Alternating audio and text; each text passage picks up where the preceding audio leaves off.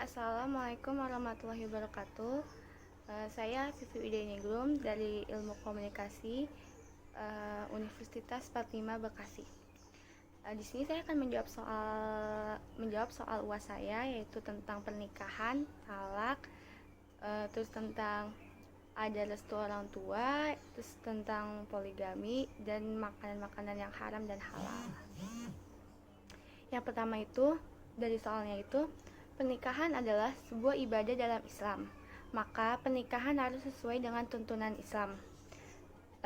Jelaskan yaitu hukum pernikahan, syarat pernikahan, dan rukun-rukun pernikahan, dan macam-macam talak dan cara rujuknya. Pertama itu, di sini saya akan menjelaskan tentang hukum nikah.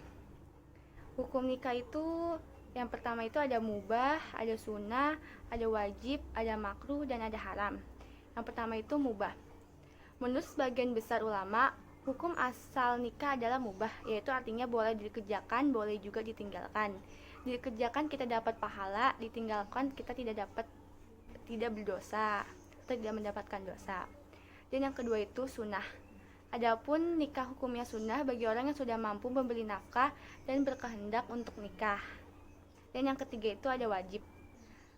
Nikah itu hukumnya wajib sesuai dengan faktor dan situasinya. Contohnya, jika seseorang sudah mampu membeli nafkah dan takut jatuh pada perbuatan zina dan orang tersebut memutuskan untuk menikah, itu hukumnya wajib. Terus yaitu yang keempat ada makruh. Hukum nikah menjadi makruh apabila orang yang akan melakukan perkawinan telah mempunyai hasad atas keinginan yang kuat, tetapi ia belum memiliki bekal untuk memberikan nafkah tanggung jawabnya. Itu disebut juga makruh. Lalu yang terakhir itu ada haram, yang kelima ini.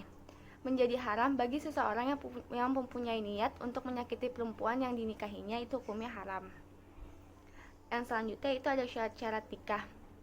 Syarat nikah itu kedua mempelai beragama Islam atau satu agama. Lalu mempelai pria bukan mahram bagi calon perempuannya. Yang ketiga itu mempelai pria mengetahui wali calon istrinya. Yang keempat itu tidak sedang berhaji. Dan yang terakhir itu tidak ada unsur paksaan. Itu syarat-syarat menikah. Lalu yaitu ada rukun-rukun nikah. Yang pertama itu harus ada wali. Yang kedua itu 2 orang saksi.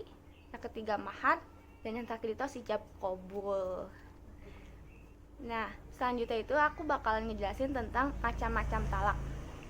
Yang pertama itu ada talak sani, yaitu jika seseorang suami mentalak istrinya dalam keadaan suci dan belum digaulinya. Itu talak sani. Lalu ada talak bid'i, yaitu jika suami mentalak dalam keadaan haid atau nifas atau suci namun sudah digaulinya atau ditalaknya 3 kali dalam satu nafas.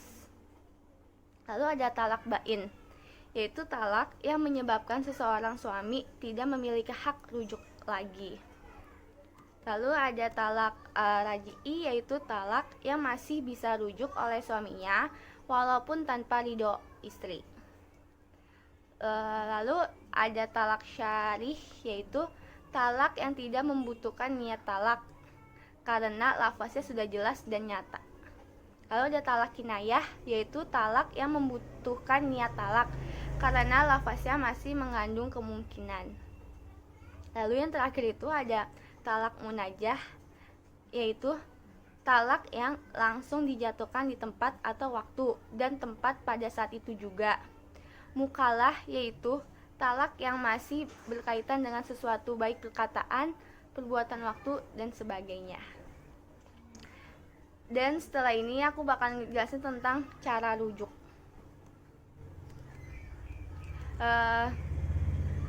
Rujuk setelah perceraian suami istri untuk talak 1 dan talak 2 yaitu talak raj'i, yaitu suatu perkawinan yang besarnya hikmah yang terkandung dalam ikatan perkawinan. Maka bila seorang suami telah menceraikan istrinya, ia telah diperintahkan oleh Allah Subhanahu wa taala agar merujuk setelah perceraian suami istrinya kembali. Lalu rujuk setelah perceraian suami istri untuk talak 3 yaitu talak bain. Hukum rujuk setelah perceraian suami istri pada talak bain sama dengan pernikahan baru, yaitu tentang persyaratan adanya mahar, wali, dan persetujuan. Hanya saja jumhur berpendapat bahwa untuk perkawinan ini tidak dipertimbangkan berakhirnya masa iddah bagi seorang perempuan.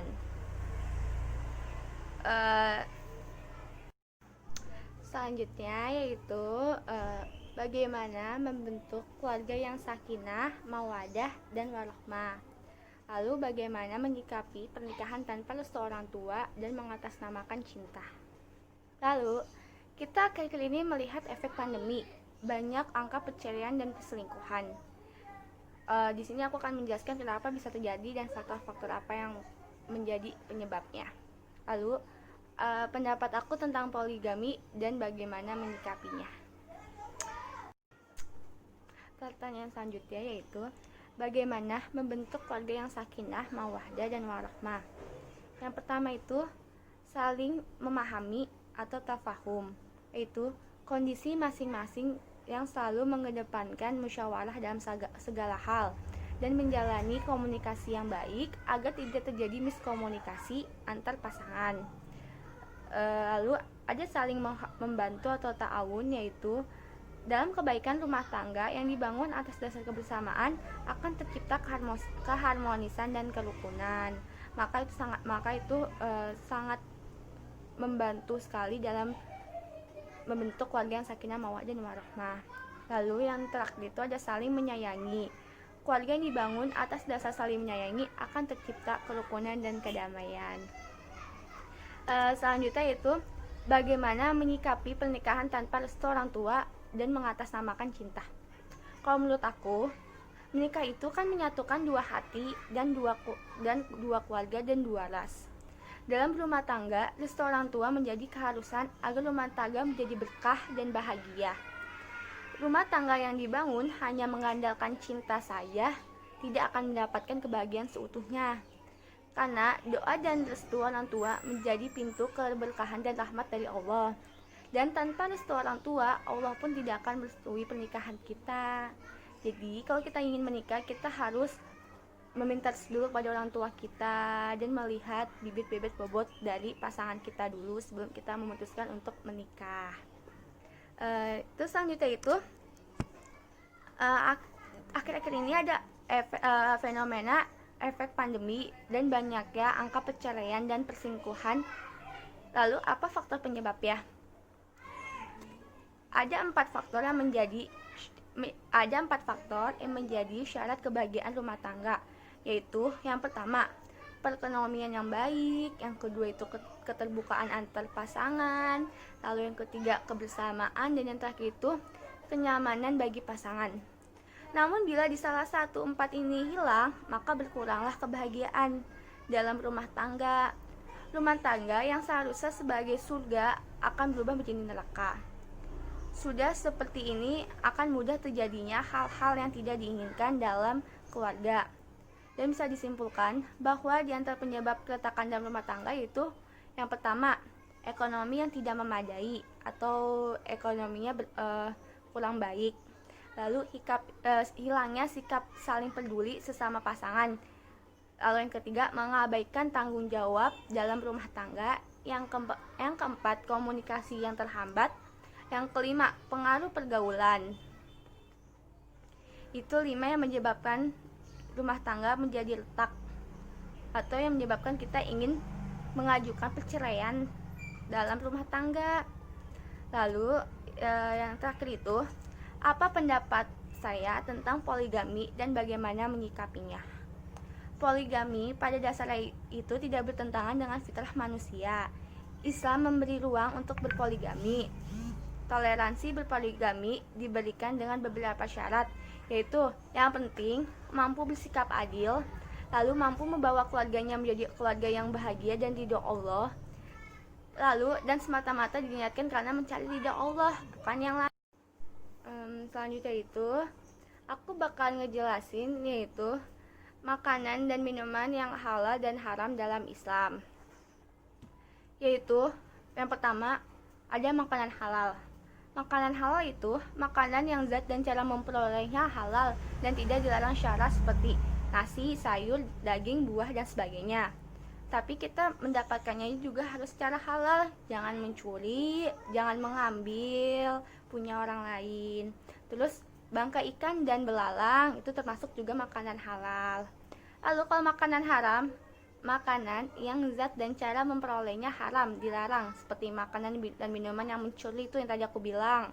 Itu kalau makanan mencuri dan mengambil itu termasuk makanan haram. Terus bangkai setiap binatang atau burung yang mati dengan dirinya. Terus darah yang mengalir diharamkan karena darah itu kotor dan dihindari oleh naluri manusia sehat dan dapat menimbulkan bahaya. Lalu yang terakhir itu ada daging babi, itu termasuk diharamkan juga. Lalu selanjutnya itu aku ada minuman halal. Minuman halal itu minuman yang diizinkan oleh syara dan tidak menimbulkan mabuk, seperti teh, kopi, susu, air mineral, itu termasuk halal. Lalu kalau minuman haramnya, yaitu yang pertama ada khamar.